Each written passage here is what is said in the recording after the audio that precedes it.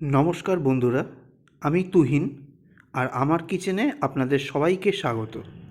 আজকের রেসিপি মটর পনির। একদম কম তেল মশলা দিয়ে খুবই সুস্বাদু মটর পনির কীভাবে বানাবেন সেটাই আজকে আপনাদের সঙ্গে শেয়ার করব। অনেকে ভাবেন একদম অত্যাধিক তেল মশলা দিয়ে ভালো করে না বানালে মটর পনিরে স্বাদ হয় না, কিন্তু আমি যেভাবে বানিয়ে দেখাবো সেইভাবে যদি বানান দুর্দান্ত হবে খেতে। এই শীতের দিনে রাত্রেবেলা অথবা দুপুরবেলা রুটি পরোটা নান যেটার সঙ্গেই খাবেন অমৃত লাগবে। চলুন দেখে নেওয়া যাক মটন পনিরটা আমি কম তেল মশলায় কিভাবে বানাই।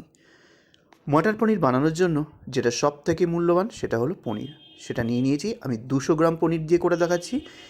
এইবার পনিরটাকে আমি মোটামুটি পিস করে কেটে নেবো, অত্যাধিক বড় না অত্যাধিক ছোট না।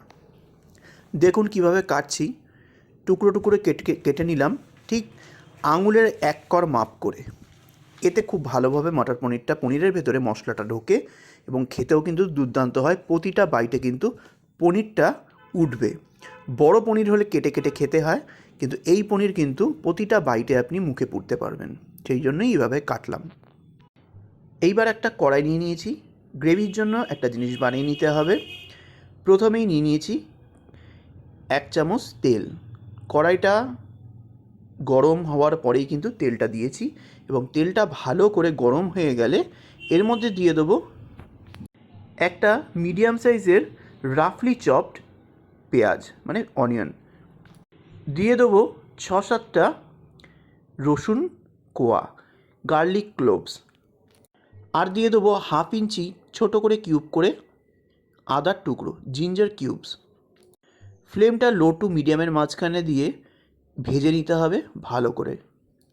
এবার যখন দেখবেন পেঁয়াজ রসুনে ভালো করে লাল মার্ক এসে গেছে, মানে লালচে কালার এসে গেছে, এর মধ্যে দিতে হবে 2টো কাঁচা লঙ্কা। ঝালটা বুঝে দেবেন, বাড়িতে বাচ্চা বয়স্ক থাকলে অ্যাভয়েড করবেন, কিন্তু একটুখানি ঝাল দিলে খেতে ভালো হয়। এবার দিয়ে দেবো 2টো ছোটো সাইজের রাফলি চপড টমেটো, দিয়ে এইবার ভাজতে হবে ভালো করে। এইবার এখানে দিয়ে দেবো 1/2 চা চামচ তিল। আমি এখানে কাজুর জায়গায় তিলটা ব্যবহার করছি, আপনারা কাজুও দিতে পারেন। আর দিয়ে দেবো 1/2 চামচ পোস্ত। পোস্ত না দিতে চাইলে আপনারা কিন্তু চারমগজও দিতে পারেন। এবার এটাকে ভালো করে প্রথমে ফ্রাই করে নিতে হবে লো ফ্লেমে।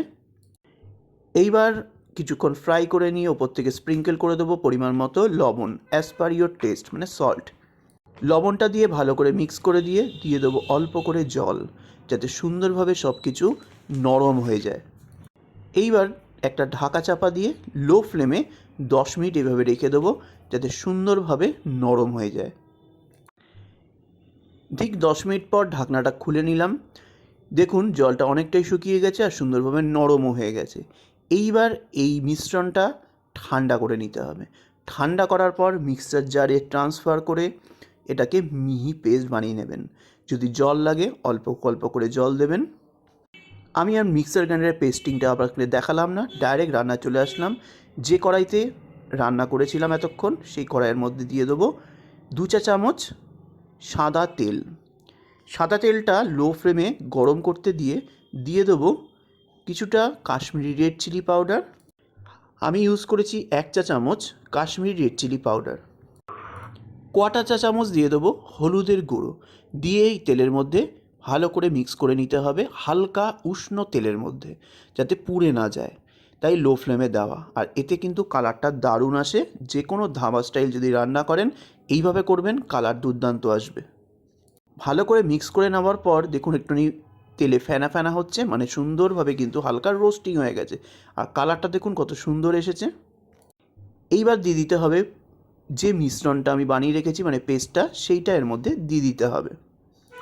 এইবার একসাথে ভালো করে কষতে হবে। কষতে কষতে তারপরে দিয়ে দেবো স্বাদ অনুযায়ী একটু লবণ, অ্যাজ পার ইয়োর টেস্ট। এবার দিয়ে দেবো রোস্টেড কিউমিন পাউডার 1/2 চা চামচ, 1/2 টিস্পুন।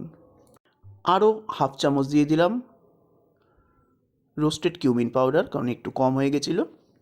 আর 1/2 চামচ দেব ধনের গুঁড়ো, কোরিয়ান্ডার পাউডার। তারপরে ভালো করে এটাকে কষতে হবে। যতক্ষণ না কাঁচা গন্ধ দূর হচ্ছে আর অয়েল রিলিজ করছে। দেখুন 5 মিনিট টানা লো টু মিডিয়াম ফ্লেমে কষে নিয়েছি, তেলটা কিন্তু সাইড থেকে বেরোনো শুরু হয়ে গেছে আর কালারটা দেখুন ডার্ক রেড হয়ে গেছে।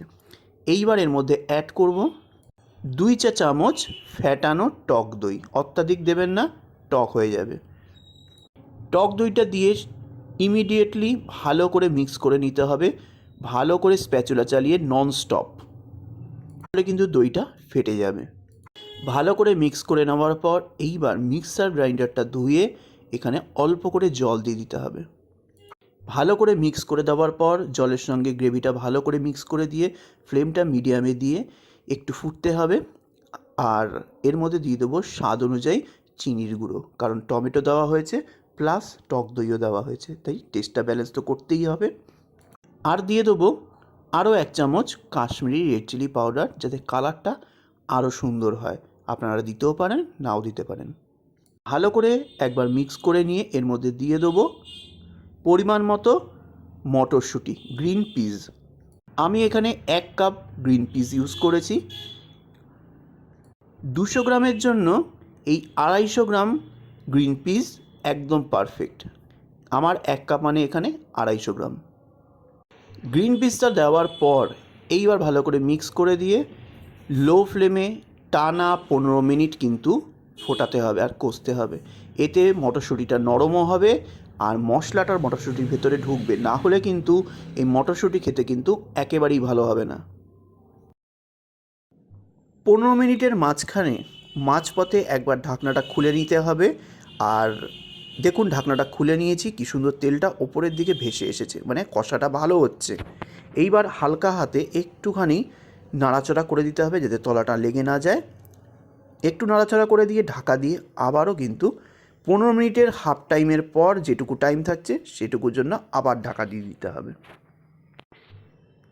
টোটাল 15 মিনিটের পর ঢাকনাটা তুলে নিলাম। দেখুন কি সুন্দরভাবে কষেছে, তেলটা ভালো করে বেরিয়ে এসেছে, জলটাও কমে এসেছে। এইবার ভালো করে একটুখানি নাড়াচাড়া করে নিয়ে ওপর থেকে দিয়ে দিতে হবে 1 টেবিল চামচ পরিমাণে কসুরি মেথি। আমি এখানে কিন্তু পাউডার করে দিচ্ছি না, গোটা গোটা দিচ্ছি। এইটাই কি হবে, পনিরের গায়ে সুন্দর করে লিপটে যাবে, এতে দুর্দান্ত টেস্ট হয়, করে দেখবেন। এইবার দিয়ে দেবো হাফ চামচের থেকে একটু কম গরম মশলা গুঁড়ো। আর দিয়ে দেবো এর মধ্যে 200 গ্রাম পনির কিউব। আপনারা ভেজে দিতে পারেন, কিন্তু পার্সোনালি আমি পনির ভেজে খেতে খুব একটা পছন্দ করি না, কারণ খুবই শক্ত হয়ে যায়, আবার গরম জলে ঢালার সমস্যা থাকে। এসবের কোনো দরকার নেই, ডাইরেক্ট রান্না করবেন।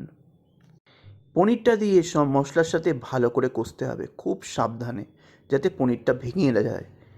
ভালো করে মিক্স করে নিয়ে একটুখানি মশলার সঙ্গে কষে নিতে হবে ঠিক 1 মিনিট। তারপরে দিতে হবে ছোট্ট একটু বাটার কিউব। এটা না দিলে নয়, কারণ এই ধাবা স্টাইল পনিরের টেস্ট বাড়ানোর জন্য একটু পনিরের মধ্যে বাটার কিউব দিতেই হবে। আপনারা অ্যাভয়েড করতে চান করতেই পারেন, কিন্তু বাটার কিউবে কিন্তু টেস্টটা অন্য মাত্রা এনে দেবে। বাটারটা দিয়ে ভালো করে কিছুক্ষণ কষে নিতে হবে। তারপরে এর মধ্যে দিয়ে দিতে হবে হাফ কাপ বা 1 কাপ পরিমাণে জল। যতটা পনির বা যতটা সবজি সেটা কিন্তু পরিমাণ মতো দিতে হবে। অত্যাধিক কিন্তু গ্রেভি এই ধাবা স্টাইল মটর পনিরে কিন্তু হয় না। ভালো করে মিক্স করে দেওয়ার পর এবার ঢাকা দিয়ে রেখে দেবো 10 মিনিটের জন্য, যাতে সুন্দরভাবে পনিরের ভেতরে মশলাগুলো ঢুকে যায়। আর লো ফ্লেমে কিন্তু রাখতে হবে। ঢাকনা ঠিক 10 মিনিট পর খুলেছি, দেখুন টেক্সচারটা কত কম তেলেই কিন্তু করলাম, কিন্তু এর মধ্যে থেকে অনেকটা বেরোলো তেল। কেন জানেন?